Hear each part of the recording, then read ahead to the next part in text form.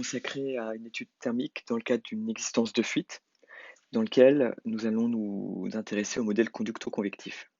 Alors, les hypothèses de travail sont les suivantes. On va considérer un conducteur thermique pour lequel la conduction thermique se fait en symétrie axiale, avec un vecteur J thermique orienté positivement de la gauche vers la droite, et pour lesquels les pertes conducto-convectives vont se faire par les parois latérales de notre conducteur, et elles obéiront à loi de Newton qui stipule que le vecteur JCC, autrement dit le vecteur densité de flux thermique pour les pertes conducto-convectives, se met sous la forme une constante petit h fois la différence de température entre le matériau et l'extérieur. Alors, les pertes conducto-convectives, elles sont dues au fait simplement que la paroi latérale de notre conducteur va être réchauffé par conduction, hein, le matériau lui-même subit un phénomène de conduction thermique dans son sein, et que cette couche d'air qui va être au contact du matériau, eh bien, va s'élever, oui, du fait que sa densité est plus faible que celle des couches d'air plus froides, et donc va être remplacée par une couche d'air plus froide qui elle-même va s'échauffer. Autrement dit, on va bien avoir un transfert thermique de l'intérieur du conducteur thermique vers l'extérieur, et ça constitue bien une perte. Alors, le système qui va être considéré, ça va être la matière comprise entre les sections d'abscisse x et x plus dx, comme d'habitude, et on va réaliser un bilan enthalpique. Alors, ce bilan enthalpique va être réalisé entre les instants t et t plus dt, et donc on va pouvoir écrire que la variation élémentaire d'enthalpie dH se met sous la forme dm, parce que notre système est élémentaire, fois la capacité calorifique massique de notre matériau, fois dt. Alors, je pourrais mettre un d2h pour être plus rigoureux, mais dans un souci d'allègement des écritures, je me contente d'un dH ici. Alors, ce bilan enthalpique, il va tenir compte de deux phénomènes de conduction thermique. On a dit que la conduction thermique, elle est en symétrie axiale.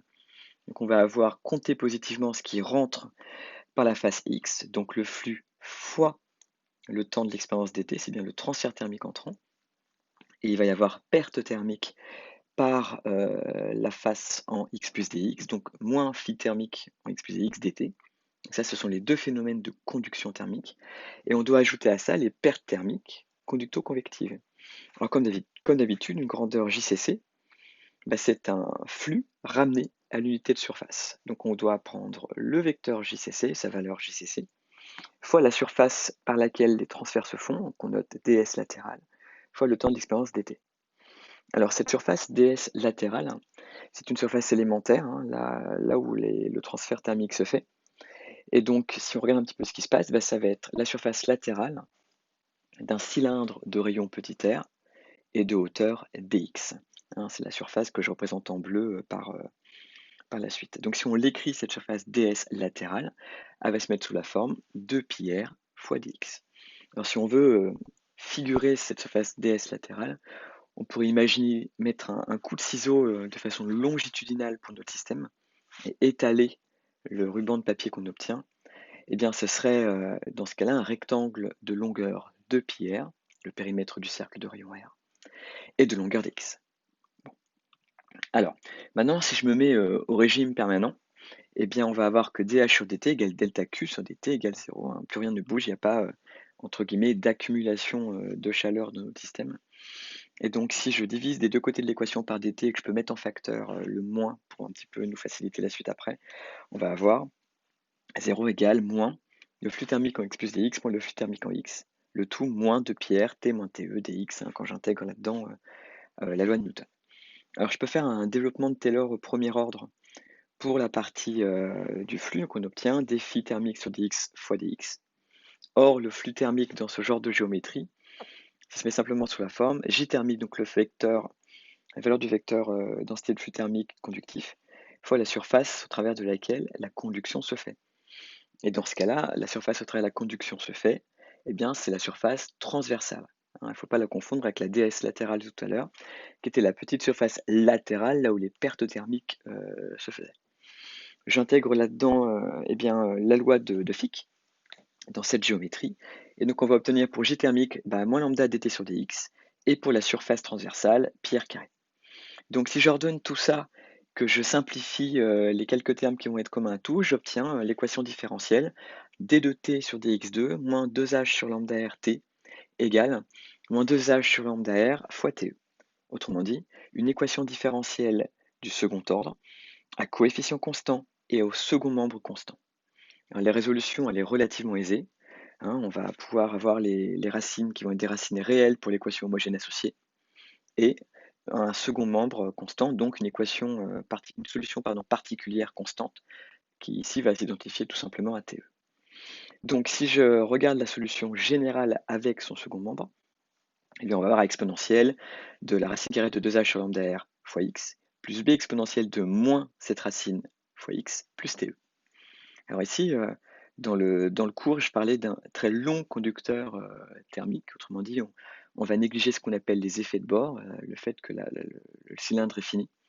Et donc, je regarde un petit peu ce qui se passe aux limites infinies. Et donc, si je fais tendre x vers plus infini, je vois bien que le premier terme, il va diverger, hein. Et donc ça, c'est physiquement impossible, ce qui nous conduit à la conclusion que A, dans cette hypothèse de long conducteur thermique, va être nul.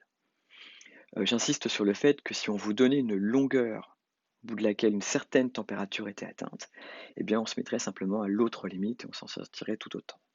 Dans ce cas-là, c'est plus simple. La deuxième condition limite qu'on va regarder, c'est à x égale 0. Donc dans ce cas-là, à x égale 0, on va avoir la température T0, ce qui nous permet d'obtenir l'expression de B. Et donc au final, on va avoir comme expression complète pour T de x égale TE plus T0 moins TE exponentielle de moins la racine carrée de 2h sur R, lambda R, fois x. Et donc il y a quelque chose qui est intéressant là-dedans, si on regarde simplement l'allure de la courbe t égale f de x, mais également simplement l'expression en exponentielle, c'est qu'on peut définir une distance caractéristique, delta, qu'on va prendre comme d'habitude de façon à adimensionner l'exponentielle. Et donc ça va nous donner delta égale racine carrée de lambda r sur 2h. Et donc ça vous donne une distance caractéristique de diminution de la température dans ce matériau conducteur. Et donc il y a deux comportements limites qu'on peut regarder. Si lambda augmente, autrement dit, si mon conducteur thermique est de plus en plus conducteur, on se rend compte que delta augmente, c'est normal. La perte de température va être caractérisée par une distance caractéristique plus longue. Donc il faudra aller plus loin pour avoir une perte de température donnée. Et dans un second temps, si je regarde le fait que H augmente, eh bien on aura dans ce cas-là que delta diminue, c'est normal. Plus les pertes conducto-convectives augmentent, plus vite chutera la température dans le conducteur.